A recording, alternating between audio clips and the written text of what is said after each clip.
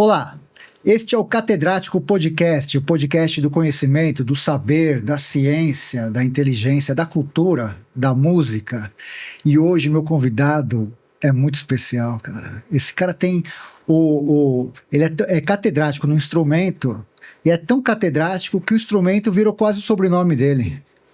Oswaldinho da Cuíca, cara. Que honra que você é aqui.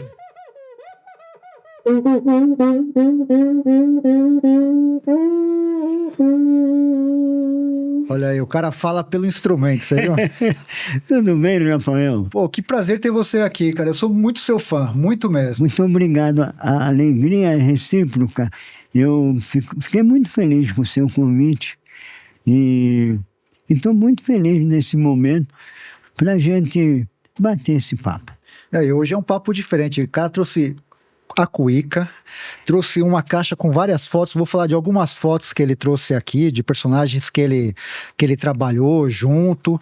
Mas como é o podcast aqui, é um podcast sobre, até voltado um pouco para educação, cultura, eu vi da pesquisa que eu fiz com você, que você levou o samba enredo para a escola.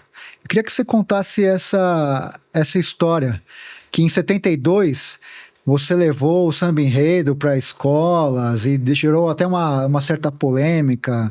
Ah, sim. É bom deixar claro, para escola municipal, né, do primário, né? E dali saíram grandes profissionais. Foi na Zona Sul e o Colégio Padre Manuel de Paiva. Então, eu montei lá uma escola de samba, tenho páginas inteiras na Folha de São Paulo, no Estadão, que aquilo foi uma novidade na época. A própria TV Globo deu 4 minutos assim no ar, né? Que a ideia foi da professora Ilka, já se foi também, era uma grande professora de português, e ela teve essa ideia, me convidou. E nós, em conjunto, formamos uma escola de samba dentro de uma escola municipal, com os alunos. De lá saíram grandes profissionais. Tem gente na França, né? E tem aqui o Guelo, pandeirista famoso, um dos mais famosos aqui no Brasil, o Guelo, era aluno. Eu tenho foto com ele quando ele tinha 13 anos, no colégio, aprendendo a tocar a percussão.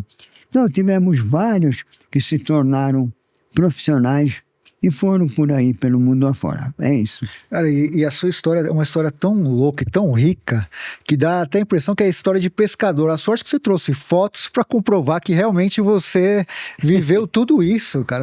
Parece que você viveu, sei lá, 80 vidas numa vida só, né? De tanta coisa que você fez e construiu. Por exemplo, né, começando assim, você estava ali já no começo quando a Gaviões da Fiel começou com a escola de samba? Não foi uma coisa nesse sentido? Ela começou como bloco. Como bloco. Mas foi assim. Gaviões não existia como manifestação cultural de rua. Era meia dúzia que saía ali da Santa Efigênia, da rua Santa Efigênia, ia para o campo batucar. Era só um surdo, uma caixa, um pandeiro, iam lá torcer. Isso na arquibancada. Na arquibancada. Porém, a Gaviões com os bandeirões, aqueles bandeirões, né, amarrados no bambu, saía como última ala da Vai-Vai, que é branco e preto, a Vai-Vai. Por 4 anos consecutivos, eles saíram como última ala da Vai-Vai, balançando aquelas bandeiras branco e preto. O tema favorecia dos 4 anos. Quando chegou no 5º ano, que foi em 1975, o tema da Vai-Vai foi o Guarani. Então, a história de Ceci, Peri, Índio, não cabia futebol. Então, o presidente da escola falou, olha, dessa vez não vai dar para vocês saírem. Aí o presidente da Gaviões da Fiel, o Flávio La Selva e o Ângelo Careca, Ângelo Fazanella, e me chamaram e falaram, Oswaldinho, como é que nós vamos fazer? A gente está com a ideia de fazer um bloco para não ficar parado. A gente queria a sua colaboração. Falei, tudo bem, eu estava na Vai Vai muito ativo, né? Tinha fundado a ala de compositores, tinha ensaiado, participar da transformação do cordão Vai Vai para a escola de samba. Eu fui um dos precursores nessa mudança. Aí aceitei o convite e fomos ensaiar o pessoal da Gaviões da Fiel. Aí foi comigo, levei o mestre Feijoada, grande diretor de bateria, também da Vai Vai, e o mestre Tadeu, que é o mais antigo diretor de bateria do Brasil, em evidência e atuando. Levei, no início ele era ainda principiante, né? Tinha só uns 4 anos na bateria, como diretor. Aí aconteceu o Gaviões da Fiel durante 10 anos, bloco. E depois do 10º ano, era campeão em tudo. Então resolveram, por influência do seu Basílio, da Rosa de Ouro, e do seu Inocêncio Mulata, da Camisa Verde, sugeriram que eles se transformassem em escola de samba. Foi assim. E tira uma dúvida, hoje a Gaviões e a Vai Vai, elas são, de certa forma, rivais, assim, porque a impressão que eu tinha é que eram escolas amigas, até por ter ter nessa árvore genealógica, ter a Vai Vai na origem da Gaviões da Fiel. Elas são rivais hoje, essas duas escolas, ou não? Não tem rivalidade pessoal. Existe a rivalidade na avenida, porque todos querem o título. Sim. Então, é só nesse momento. Fora disso, os batuqueiros são muitos amigos, compositores, a própria diretoria tem um bom relacionamento, porque o samba, ele agrega. No passado, antes da oficialização, antes de 68, havia divergência, não havia organização. Portanto, se fala, a polícia, a polícia. A polícia nunca perseguiu coisa nenhuma. Perseguia quando você saía sem autorização e ia para um ambiente perturbar o comércio ou o sossego. A partir do momento que foi oficializado, que foi... criou-se as passarelas, as pistas, acabou os problemas. A polícia até dá proteção. A polícia dá proteção. Eu, quando fundei o Cordão Carnavalesco Giriguidum, em 2000, eu fiquei até um pouco, assim, um pouco inibido, porque teve o motociclista da Polícia Militar indo pela cidade e fazendo cobertura para nós. Eu falei, caramba, trazer para um movimento desse, eu falei, poderia estar sendo aplicado mais para segurança, né? Mas você vê, eles dão todo o apoio, desde que seja legalizado. Entendi. Tudo dentro da... Né? É isso. O Sambódromo, acho que quem criou foi a Luísa Erundina, né? Foi na época da Erundina. Antes do Sambódromo, o bloco que você se refere era aquele que era na Avenida Tiradentes, em São Paulo, no centro? Foi na Tiradentes. Eu fiz... eu fazia abertura do carnaval. Mas eu fiz só 4 anos, porque eu não quis me filiar nem à UESP, nem à Liga, nem a nada. Eu quis me tornar independente e eu financiava tudo. Eu fiquei com uma dívida, acabava o carnaval. Eu ficava o ano todo pagando dívida, né? Mas eu estava feliz, porque a gente fazia muito sucesso, né? E fazia aquilo que gosta. E tem diferença, sim, Oswaldinho, entre o que era vivido ali na Avenida Tiradentes, no bloco de... Porque tem muita gente, esses mais puristas, né? Falam que o carnaval de avenida, né? De bloco, é diferente do carnaval no sambódromo, né? Que é muito mais... Falam até que comercial e tal. O que você acha em relação a esses dois momentos, assim, do samba? Primeiramente, a gente tem que separar bloco, cordão, escola de samba, são coisas diferentes, né?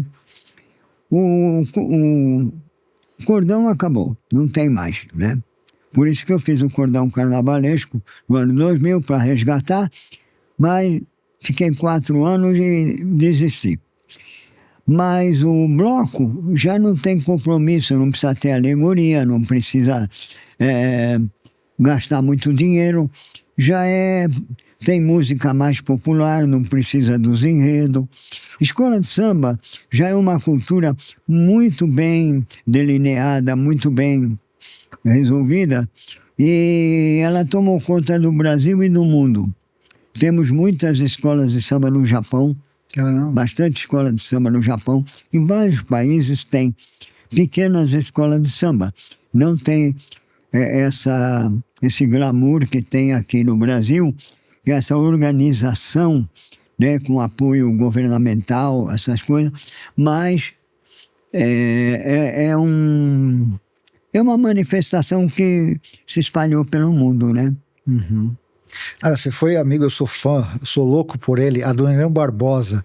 E tá aqui, ó, a foto, ó, do Oswaldinho com o Demônios da Garoa e o Adoniran aqui. Eu queria que você falasse, assim, como que era o Adoniran. O Adoniran, ele era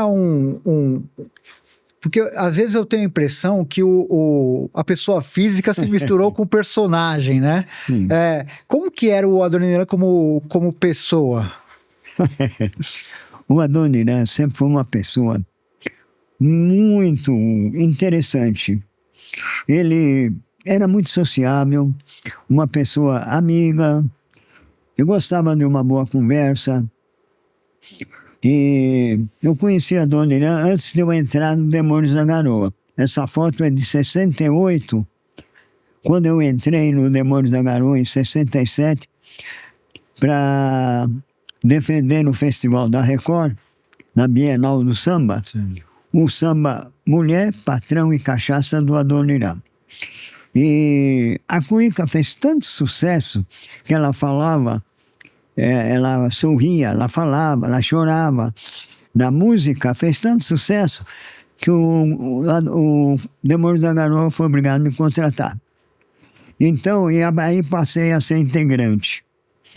E o Adoniran, eu o conheci na Record, porque ele sempre foi da Record, e eu fiquei muitos anos com um contrato trimestral na Record,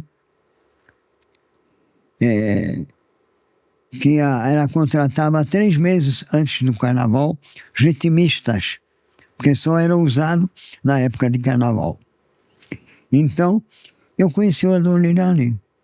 E era uma pessoa muito bacana, tive amizade com a dona Matilde, a esposa dele, o sobrinho dele que hoje mora onde ele morava, no aeroporto, né, que é engenheiro, o sobrinho dele, a família toda.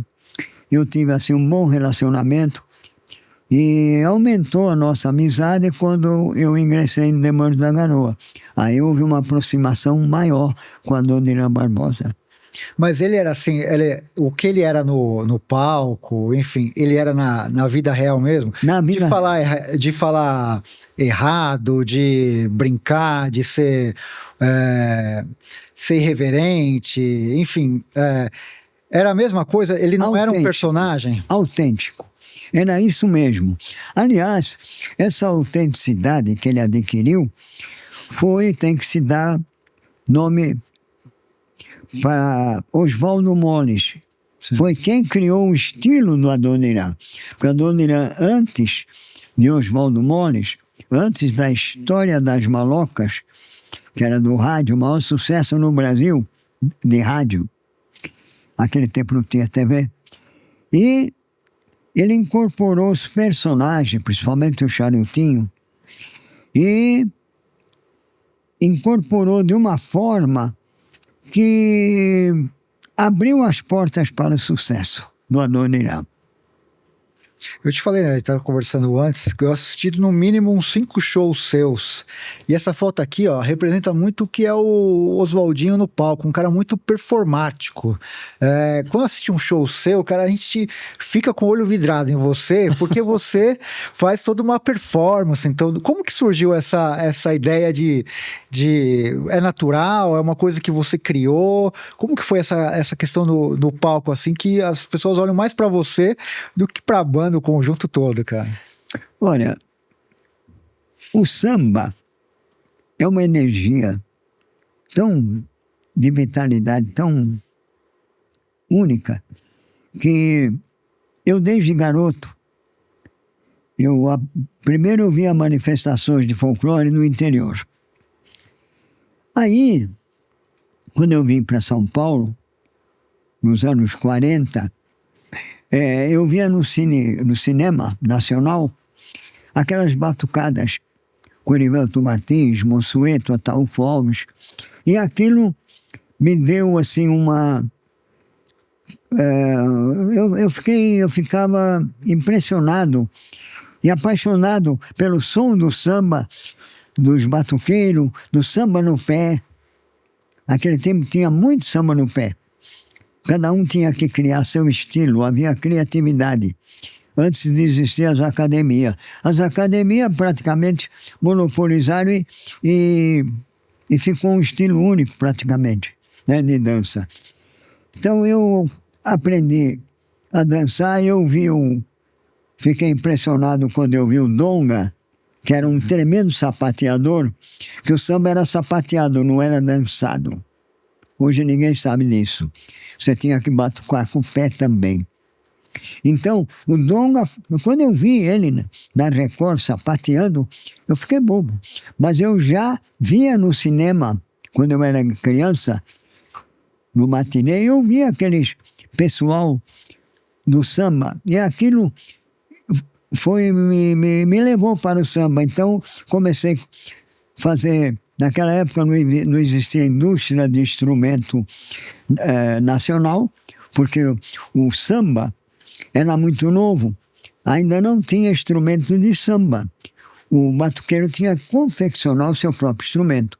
O único instrumento de samba que existia era o pandeiro, porque ele é árabe, né? Ele foi aperfeiçoado no Brasil. E o surdo, que é o instrumento mais antigo do planeta. Uhum. Era árabe também, chamava-se tabur, de origem árabe, era tambor. Uhum. E o Bide, lá do Rio de Janeiro, inspirou-se nos tambores para criar o surdo, o instrumento de samba. Então a gente nós fabricávamos nossos instrumentos para o samba. Usava muita frigideira, que era de ferro na época. Fazia os tamborins quadrados, ou de pele de gato, ou de pele de cabra. Era assim. Então, eu aprendi a dançar vendo os maiores passistas do Rio de Janeiro. De São Paulo tinha o Chevalier, que ele viajou o mundo, inclusive morou na França como sapateado e pandeirista. E eu desenvolvi assim, confeccionando os instrumentos, sei todo o mistério dos instrumentos, confeccionando instrumentos de toda a natureza, sambando, compondo, cantando. Então, aí o samba, para mim, eu me sinto em casa. É uma escola de vida para mim o samba. Então, até hoje, com a minha idade, tenho minhas limitações, minhas dificuldades, mas eu consigo ainda, o meus trejeitos, né, mostrar um pouco de autenticidade do samba. E você falou do pessoal do Rio de Janeiro. Eu queria que você falasse do Cartola, que também foi um cara que você conheceu, né? E virou uma lenda, né? Acho que hoje ele virou uma lenda maior depois que ele morreu, né? Sim. Mais reconhecido do que quando era vivo, né? Rafael, você falou uma coisa que pouca gente observa. O nome dele só teve esse destaque após o seu falecimento. Porque quando ele lançou o primeiro LP dele pela Marcos Pereira, eu fazia parte da Marcos Pereira, e o grande produtor era Aloysio Falcão, que está vivo, e que fez um mapa musical do Brasil na Marcos Pereira. Eu participei dessa história. Eu cantava os calango, mineiro, essas coisas, né? Gravei samba na Marcos Pereira. E eu lancei meu LP no lançamento do disco do Cartola também, do LP do Cartola, juntamente com a Alessi Brandão, o primeiro LP dela. Então, o Cartola trabalhava os finais de semana no Jogral, que era da Marcos Pereira. Sim. E foi a maior casa de samba do Brasil, do Luiz Carlos Paraná. E o Cartola, ele vinha o final de semana com a esposa dele e ficava em São Paulo, se apresentava na Boate Jogral, que era o maior sucesso em São Paulo, e ele abriu uma coisa que ninguém sabe, nem os cariocas sabem. A esposa dele, Dona Zica, abriu o Zicartola na Vila Alpina. Como ele não era conhecido, não tinha nome, não aconteceu nada. O Zicartola fechou. Abriu, o Evandro ia tocar, o Evandro do bandolim. Eu mandava o Papete no meu lugar, grande Papete, grande parceiro, um dos maiores músicos do Brasil, porque eu gostava de fazer o samba batucada. E a música do Cartola era muito lento. Bate outra vez, papapá. E eu não gostava de tocar essa música, eu era batuqueiro. Então eu falava, Papete, vai no meu lugar. Ele ia lá para Vila Alpina. Então o Cartola teve essa passagem por São Paulo, que foi muito gratificante, e também aconteceu. No mesmo Jogral aconteceu um fenômeno com o Nelson Cavaquinho. Nós estávamos com o Adalto Santos, eu tinha um trio Canela, lá havia, inspirado no trio Mocotó, claro, foi um grande trio de sucesso. Então, o nosso trio Canela, estava acompanhando o Adalto Santos, no Jogral. De repente começou um burburinho, Jogral lotado, e um cara toda hora queria pegar o microfone, e toda hora ali, e tal, e o garçom, o povo, queria ouvir o Adalto cantar disparada, aquelas coisas, e tal. De repente, ele deu uma cambaleada, bateu no microfone, pegou, se enroscou no fio, parou o som. Aí ele catou o microfone, e o pessoal, sai. Aí ele, pessoal, desculpa aí, eu não quero atrapalhar nada, eu só quero cantar um sambinha para vocês, eu sou o Nelson Cavaquinho. Aí a turma, aí o Adalto acompanhou ele, mas ninguém conhecia nem o Cartola, nem o Nelson Cavaquinho na época. Sim. Conhecia no Rio de Janeiro, Sim. mas o pessoal da cultura, né? Popularmente não era tão conhecido. O pessoal brinca, né, na internet que o Ronaldinho Gaúcho é o rei dos rolês aleatórios. Uma hora ele aparece na abertura da Copa do Mundo, uma hora ele tá com o imperador do Japão, uma hora tá na cadeia do Paraguai, enfim. Mas o Oswaldinho da Cuíca, cara, ele tem vários rolês também aleatórios. Eu queria que você falasse de dois. O primeiro, cara, com a Yoko Ono. Que história é essa? Você conheceu a Yoko Ono? Ah, sim. Eu fui escolhido para acompanhá-la no Teatro Municipal quando ela esteve aqui, né? O pessoal, a equipe dela me escolheu, e fizemos lá uma temporada no Teatro Municipal com a mulher do John Lennon, né? Ela não cantava bem, ela fazia performance, e nós fazíamos efeitos com os instrumentos, né?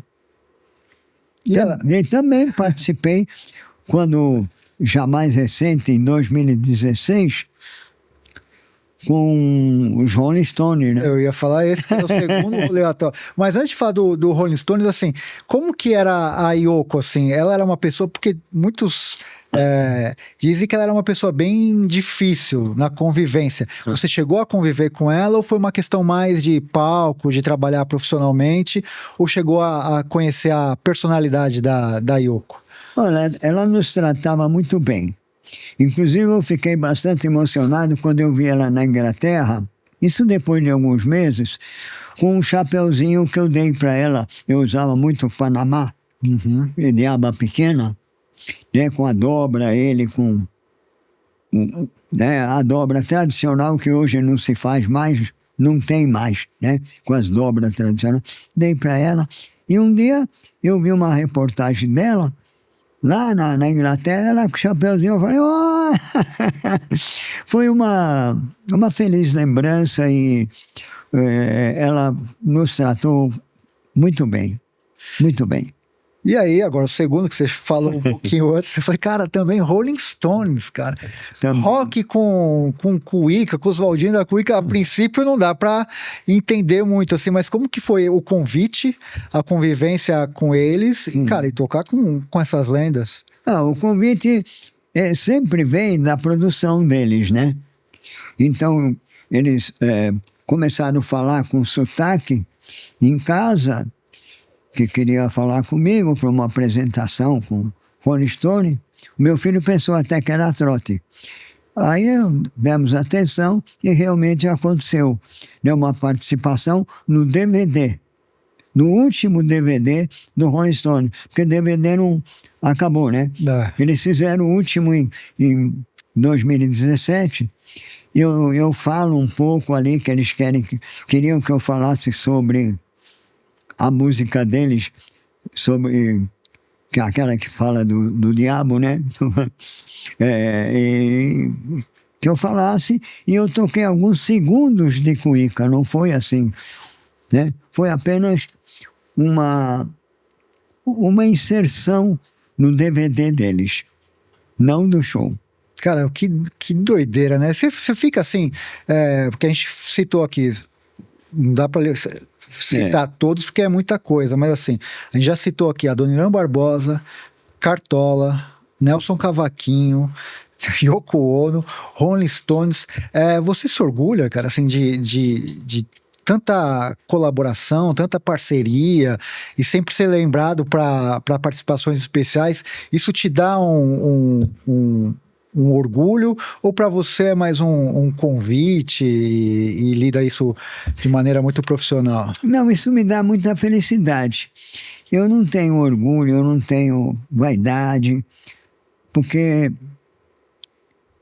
da minha turma todo mundo já foi embora. Eu ainda estou aqui, agradeço a Deus se for mais um dia, um minuto, um mês, um ano, eu agradeço a Deus. E me dá muitas alegrias, todos esses acontecimentos. Eu toquei com o Bill Haley, precursor do rock. Sim. Aquela música. Ele está cantando e eu metendo a mão na cuíca. Mas com os grandes do jazz dos Estados Unidos, no passado, eu fazia teatro popular brasileiro, do Solano Trindade, e o teatro do Barbosa Lessa do Sul, o folclore gaúcho. Então eu pegava de norte a sul todo o movimento cultural. Então tinha aquelas danças do sul, a chula, tinha o maçanico, aquelas coisas todas. De lá eu participava. Aqui, com Solano Trindade, o folclore do afro brasileiro. Fizemos também Bumba Meu Boi, tanta coisa. Então, isso me dá motivo de muita felicidade para mim, eu estar participando de coisas do nosso país. Só isso, eu fico muito feliz quando alguém reconhece, mas não vejo como nada especial, porque todo mundo é especial. o médico é especial na sua função, o motorista, o coletor de lixo, todos são pessoas especiais. Para mim, são todos iguais. Falando em especial, para mim, eu falo em vai-vai, eu acho que você é o cara que mais tem a cara da vai-vai. Você criou essa ala de compositores, não é Sim. isso?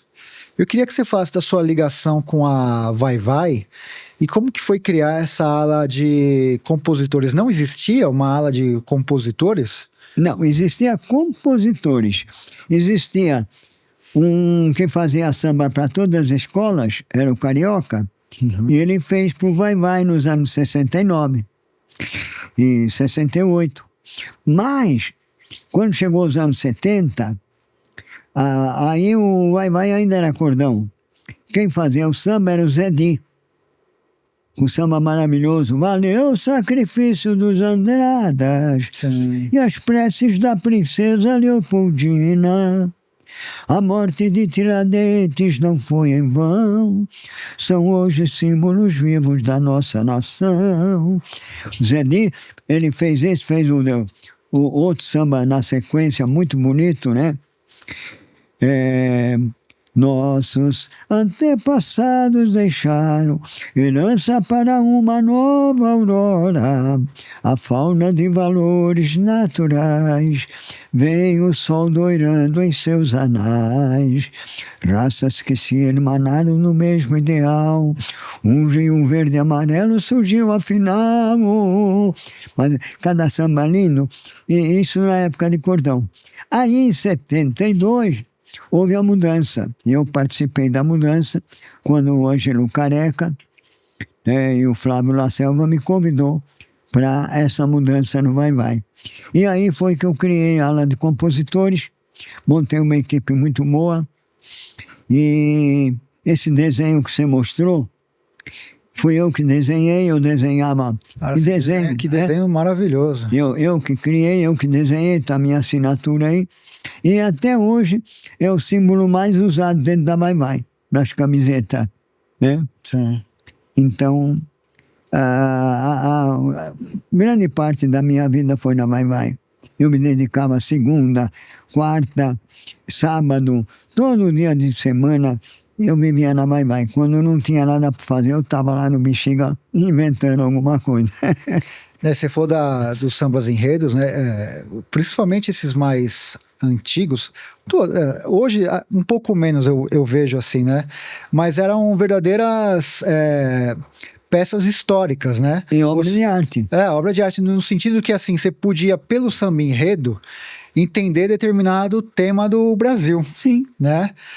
Como que é compor? Como que é escrever um samba enredo? Você tem que ficar lendo livros de história? Era tipo isso, né? Era. Uhum. Né? Antigamente era assim. Você pesquisava e depois começou a escola a ter um departamento cultural. A partir do departamento cultural, reunia aqueles mais intelectualizados e desenvolvia um histórico. Depois veio a segunda fase, carnavalesco. Aí, como dizia o Sérgio Porto, aí o crioulo endoidou de vez, né? O samba do crioulo. Aí vieram os carnavalescos. Com muita sabedoria, os carnavalescos trilhavam nos anos 70, 80, enredos maravilhosos. Você pega marcados pela própria natureza, o Nordeste do meu Brasil, ó solitário sertão, de sofrimento e solidão, a terra é seca, mal se pode cultivar. Então o samba enredo, além de tratar a história, era feito por compositores profissionais. E um único compositor ou uma dupla. Quando muito, um trio. Quando muito. Então, era verdadeiro samba enredo. Com o problema ideológico internacional, a política acabou entrando no samba, porque o samba agrega muita gente, é um dos maiores movimentos culturais do planeta, o samba. Não tem país da dimensão do Brasil e nenhuma cultura da dimensão do samba. Então, está sendo usado ideologicamente por uma questão política que não está sendo muito bem. O enredo é único em todas as escolas, difere pouca coisa, mas é tudo ideologia. E para destruir um compositor, você vê, o maior compositor, um dos maiores do Brasil, Ideval Anselmo. Para mim, no Camisa Verde, um dos maiores, né? Ganhou como um dos compositores do século, nos últimos 100 anos, Ideval Anselmo, né? E ele não ganha samba mais no Camisa Verde, não ganha samba em lugar nenhum. E é um tremendo poeta, um tremendo compositor. Por quê? Agora existe uma forma de impregnada na nossa cultura do samba para modificar. Você não pode destruir uma coisa, faça uso dela transformando numa arma. É o que está acontecendo com as escolas de samba. Há uma modificação generalizada.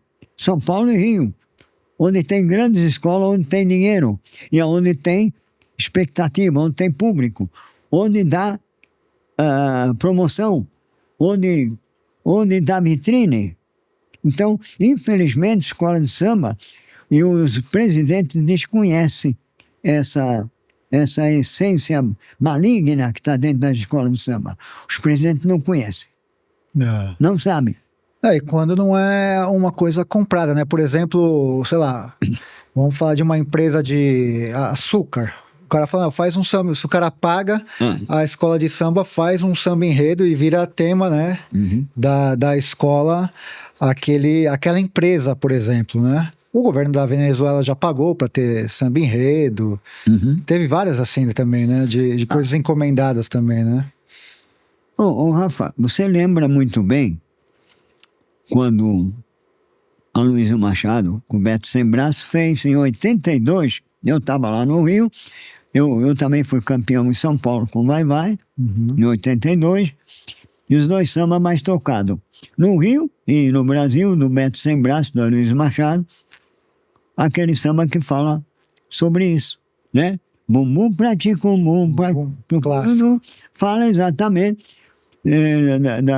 dessa associação que estava se formando dentro das escolas de samba, a fábrica do samba, né? Sim. Uma fábrica de fazer samba. Quer dizer, não era mais compositor. E hoje acabaram com as alas de compositores. Por quê? Entrou essa tal de ideologia que usa massa de manobra, né? O samba virou um instrumento. Estão usando as escolas. Você vê pelos temas, pelos enredos, carnavalescos tudo comprado, né? Tudo com uma ideologia única, unilateral, e não tem mais democracia. Hoje é uma imposição. Sim. Uma coisa que evoluiu e que a gente tem que elogiar foi os ritmistas. A bateria, o ritmista hoje, com a tecnologia, com material, por exemplo, vem o silicone na baqueta do tamborim. Antes de você tocar no tamborim, uma baqueta de bambu. Você tinha que ir espetando aqui, o bumbum, com meia dúzia de baqueta, porque ela ia quebrando. E aí, você pegava no bolso a baqueta de bambu, quebrava e não dava o som. Aí inventaram esse baquelite. Olha o som que tem o tamborim. Inventaram o nylon. Olha a pele do nylon do tamborim, da caixa, do repinique. Então, houve uma evolução tão grande que merece destaque e elogio.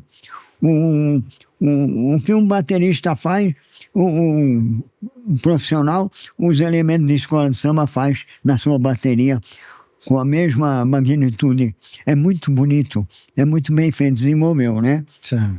Então não é só a gente criticar a questão do samba enredo, que hoje tem que juntar 10, 15, até 20, já teve no samba, né? É um absurdo para apresentar um samba que acabou o carnaval, ninguém lembra, ninguém conhece. Você falou do Beto Sem Braço. Esse aqui é um grande parceiro do Beto Sem Braço, o Zeca Pagodinho, que você também tocou com ele. Eu queria que você falasse, já aproveitando esse gancho, falasse tanto do Zeca Pagodinho, quanto do Beto Sem Braço, que também é uma lenda do samba, e pouca gente conhece, né? E sabe coisas do Beto e tal. Fale do Zeca Pagodinho e do Beto Sem Braço também, por favor. Bem, o Beto Sem Braço, ele dispensa, em termos não só de samba enredo, ele era um grande compositor. Ele e o parceiro dele, Aloysio Machado, eu sou fã do Aloysio Machado. Ele era barra pesada, o Beto Sem Braço? Ele era meio termo, né? Na hora da necessidade ele era. Ele chegou a dar tiro lá no Império, né? Então, mas ele era uma pessoa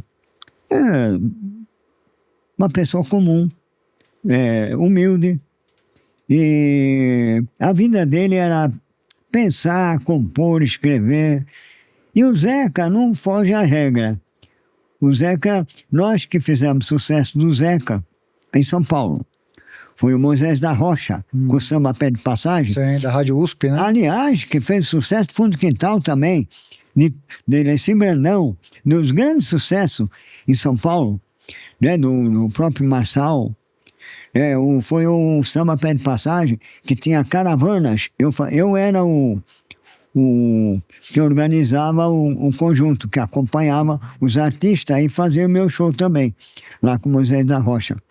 Então, acompanhava Ivone Lara, Jovelina Pérola Negra, o Zeca Pagodinho, o Almir Neto, era só fera. Então, o Zeca, ele começou com a gente, ele era muito humilde, e era doidinho e tal. Agora, ele casou, criou juízo. Ficou uma pessoa, família, muito sociável, muito amigo de todos, muito querido. É um dos sambistas mais queridos do Rio de Janeiro. Beto Sem Braço é um pouquinho diferente, mas também com a mesma conotação assim, social, de amizade, de respeito. E aqui, essa foto aqui, a última, queria mostrar, desse seu baú, desse seu acervo maravilhoso, que é a Beth Carvalho, né, cara? Que também é incrível. E aí você citou a Jovelina, né? Tem Clementina de Jesus, enfim, a Clara Nunes. Fala dessa mulherada do samba, assim, essas mais icônicas, né? Das que você conheceu, e se puder falar um pouco da importância da mulher no samba, porque não era muito comum, né? Até um certo momento, a mulher estar inserida no samba. Eu disse uma vez, as pessoas interpretam mal, não era muito comum, assim, o destaque, mas quem fez o samba foram as mulheres, as baianas, as tias baianas, tanto na Bahia como sempre houve a mulher sambando no pé, a mulher tocando instrumento, sempre teve, né? Uhum. Mas não houve uma projeção, não houve um destaque. Você falou da Beth Carvalho, ela foi uma das que muito contribuiu para o surgimento de novos valores no samba. O próprio Zeca Pagodinho, e aqui em São Paulo, ela se apaixonou pelo samba do Quinteto e Branco e Preto, que chegou a acompanhar ela há muito tempo. Ela se apaixonou também pelo Samba da Vela, é madrinha do Samba da Vela, do qual eu tenho, assim, a felicidade de ser padrinho também do Samba da Vela, que é um movimento cultural maravilhoso, é um dos mais autênticos movimentos cultural do samba, é o Samba da Vela. O Chapinha veio aqui. Ai, que bom. Ele está lá no Ceará agora. Mas, então, a Beth Carvalho, eu dirigi o disco dela, quem produziu foi Eduardo Godin, e o Elton Altman, né? E eu fiz a direção do disco dela, Beth Canta São Paulo. Eu que ensinei os sambas do Jorge Costa, do pessoal de São Paulo, do Maurinho Damasceno. Maurinho era desconhecido, né? Ele tinha um samba muito conhecido, que o pessoal não sabia. É, mas eu apresentei em Geraldo Filme, apresentei para ela, já conhecia Geraldo, mas ela não conhecia toda a obra dele. E nós fizemos o disco com a Beth Carvalho, que depois desse disco em São Paulo, ela criou coragem e foi fazer na Bahia, fez acho que um dos melhores discos dela na Bahia, um DVD. Ela com o pessoal da Bahia. Foi maravilhoso. Então a Beth Carvalho nos deixou, mas contribuiu muito. Tá, isso é o legado, né? Não tem como. Isso que é, você falou dessa questão, né, de que todo mundo é importante, de fato né? Uhum. O motorista de ônibus, o pedreiro, o músico. Mas tem uma coisa no artista que é o seguinte: fica o legado, né? Fica o legado. Porque tem aqui, né? A gente tá aqui, tem o seu CD, os Valdinho da Cuíca, 70 anos. Cara, isso aqui vai ser ouvido daqui 200, 300 anos, porque é uma coisa diferente. A profissão que vocês têm é uma profissão que eterniza as coisas, né? A canção fica na memória afetiva, fica na história de vida de cada pessoa. Não tem como, né? É uma profissão que ela é muito bonita por conta disso, né? É verdade. É gratificante. E tem uns momentos, porque ela é bonita no palco, é bonito na tela, mas na vida real, às vezes, ela, além de ser um lugar comum, ela às vezes é triste também. Né? Tem seus momentos, né? Mas é assim, a vida é assim. Eu estou passando um momento difícil na minha vida, né? E eu sei que... mas eu estou feliz. Acho que houver. Sim. Né? Estou passando um dos piores momentos da minha vida, porque não tem tratamento, mas eu sou feliz. Eu acordo, deito tranquilo, acordo de manhã tranquilo, rezo, faço minha oração de manhã, faço pelos meus amigos, pelos meus parentes. E o samba me ajuda bastante também. É uma terapia. É uma grande terapia. Participar de samba, cantar samba, fazer samba, é uma coisa muito boa. Ô Zodinho, eu sou leigo, cara, eu gosto, ouço, mas assim, a impressão que dá para um leigo é que é fácil tocar cuíca, cara. Tem aí, o negócio é só passar um paninho. Como que é tocar cuíca? Se você puder tocar aqui, vamos supor que você vai dar um tutorial, uma aula aqui rapidinho na internet. Como que é isso, cara? Não é fácil assim, vai? A câmera tá ali? Tá aqui, ó, essa aqui é sua. Tem uma varetinha aqui dentro, uma varetinha de bambu mais fina que uma caneta. Então, isso aqui é a varetinha, faz de conta. Pano molhado, você faz isso, a varetinha. Ela vai ficar. Eu vou fazer isso, ó, do jeito que eu fiz aqui.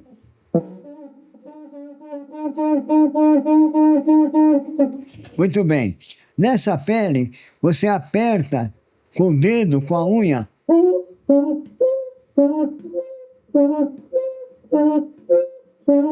Então, toda a vibração que vem na pele vem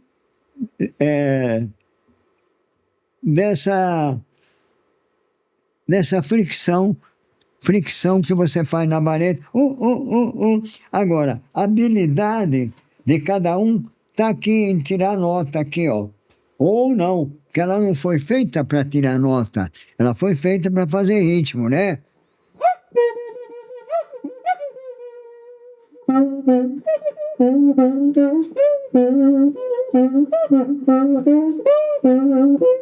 Mas eu faço nota aqui, ó.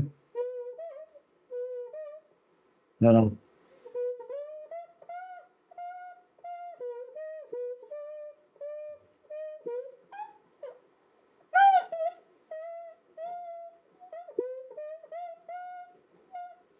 De novo.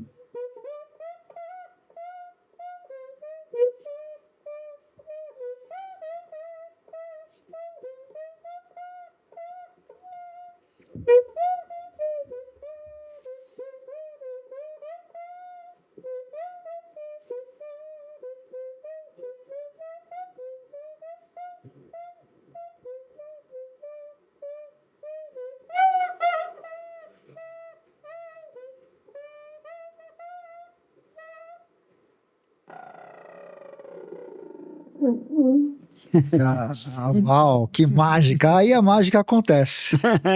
É por isso que Yoko Ono, Mick Jagger ficou louco com um negócio desse, né, cara? Porque assim, só tem no Brasil esse instrumento, é um instrumento... como que eu posso dizer? Não tem na Inglaterra, nos Estados Unidos, alguém que toque isso. É uma coisa mais nossa, assim ou não? A história, muita gente discorda, mas como eu sou das antigas, como diz o ditado, né? E eu peguei com os mais antigos que eu conheci o Boca de Ouro, que foi o maior do mundo, o maior cuiqueiro do mundo, né? Ele era cearense, radicado no Rio de Janeiro.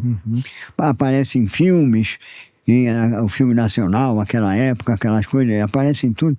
Né? Ele tocava com o Heriberto Martins, com os primórdios do samba. Ele tocava. Então eu aprendi bastante com os antigos. E aprendi também com um dos maiores estudiosos, sambista, e escritor e jornalista do Brasil, que é o J. Muniz Júnior. Meu irmãozinho está vivo lá em Santos, né? E eu aprendi com ele. O primeiro livro que ele fez, ele tem mais de 20 livros, ele tem uns 25 livros, ou até mais agora. E o primeiro que ele fez, ele já contou um pouco a história da cuíca. Como ele é meu amigo, eu vou todo dia Nacional do Samba, eu vou lá para Santos, no movimento que ele faz, já há 60 anos.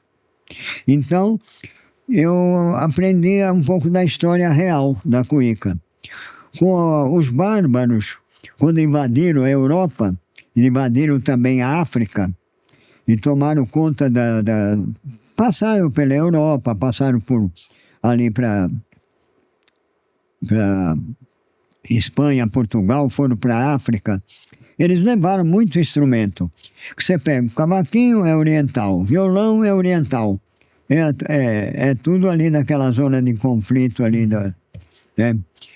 Então, a cuíca não é diferente. Só que ela, em todo o país da Europa, ela tem um nome diferente.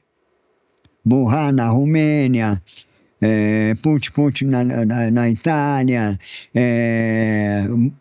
tem nome na Europa toda, né? Mas ela não era um instrumento, era um objeto folclórico de fazer barulho, que nem aquele recorreco, sabe? Check, check, check, sabe? Aquele negócio, né? Umas coisas assim. Quando ela foi para a África, da África veio para o Brasil, foi o brasileiro que desenvolveu, que botou a vareta para dentro da cuíca, lá para fora. Aperfeiçoou, né? Aperfeiçoou e botou tarraxas. Entendi. Você pega as fotos, principalmente do Heriberto Martins, do Grande Otelo, que está com a cuíca, as primeiras cuícas já com sinais de industrialização feita artesanalmente, com tarraxa. Eu tocava, quando eu aprendi a confeccionar o instrumento, com taxinha, com prego, uma pele de cabra, pregava, amarrava o bambu e tocava, era primitivo. Eu aprendi assim, eu tocava assim. Minha primeira cuíca foi de barrica, bem rudimentar. Então, a cuíca, ela tem a sua origem, a sua essência no Oriente, mas ela se desenvolveu da África para o Brasil. E o Brasil não tem nenhum país do mundo, nem na África, lugar nenhum, que faça o que o brasileiro faz com a cuíca ou com o pandeiro, que também é árabe. Entendi. Cara, que história maravilhosa. Que aula, que lição. Por isso que é o Catedrático Podcast, cara. É só aqui que você tem aula durante uma entrevista. A gente chegou já no final. Eu quero te dizer uma coisa, Oswaldinho, do fundo do meu coração. Esse podcast, sou grato a todos os convidados que já vieram aqui. Mas hoje, cara, assim, é um dos dias mais felizes da minha vida, porque, como eu te disse antes, eu sou seu fã. Assisti vários shows seus, tive a honra até de te contratar para show, na época que eu trabalhava no Sesc, e eu te vejo, cara, assim, como um herói mesmo, um herói da cultura, um herói da música, uma lenda da música. E tem gente assim que passa pela vida, né? Existe, e tem gente que vive a vida e faz história. E eu tô diante de um cara que é a história viva, cara. E para mim é uma honra ter você no Catedrático. Eu tô muito feliz aqui de ter partilhado um pouco das suas histórias com o público, de tudo que você já viveu, das pessoas que você conheceu, enfim. Para mim uma honra, uma alegria muito grande ter um cara como você aqui. Eu queria que você se despedisse, falando também, né, da sua dignidade, que você está enfrentando o câncer na garganta. Isso mostra o quão grande você é. E desejando sempre, cara, assim, e torcendo muito por você, pela sua recuperação, pela sua vida. Eu tenho fé, a gente tem que ter fé. Acho que a música te ajuda muito também a enfrentar isso. Você falou da terapia, que é a música, né? E contente, cara, muito contente de ter você aqui com a gente. Deixa seu recado aí, quem quiser te encontrar nas redes sociais, enfim. Agora o espaço é teu. Poxa, muito obrigado, Rafael. Olha, alegria muito grande, principalmente nesse momento. Eu estou muito, mas muito feliz de estar aqui. E eu fico feliz quando as pessoas me convidam para tocar, cantar, fazer uma participação dentro do samba. Eu fico muito feliz porque é minha vida. Eu sei que está difícil, mas eu sempre digo cantando: viver cantando eu vou, enquanto eu existir. Se Deus deixar eu vou sambar, enquanto a vida me sorrir. Viver cantando eu vou. Então é isso, eu fico muito contente. Se vocês quiserem, né, eu estarei à disposição para ir ao palco, tocar, cantar, enquanto a gente ainda tem forças, né, para tocar, cantar e transmitir um pouco de alegria para as pessoas, né? São momentos lúdicos que fazem a gente viver melhor. Muito obrigado a todos vocês. Espero que você continue com esse programa maravilhoso do Catedrático, e peço a Deus que nos abençoe. O país está precisando, está atravessando uma fase muito difícil, falta de consciência e falta de sabedoria e falta de Deus no coração do povo. Muito obrigado. Viva Oswaldinho da Cuíca. Este é o Catedrático Podcast. Siga a gente nas redes sociais e até o próximo episódio. Obrigado.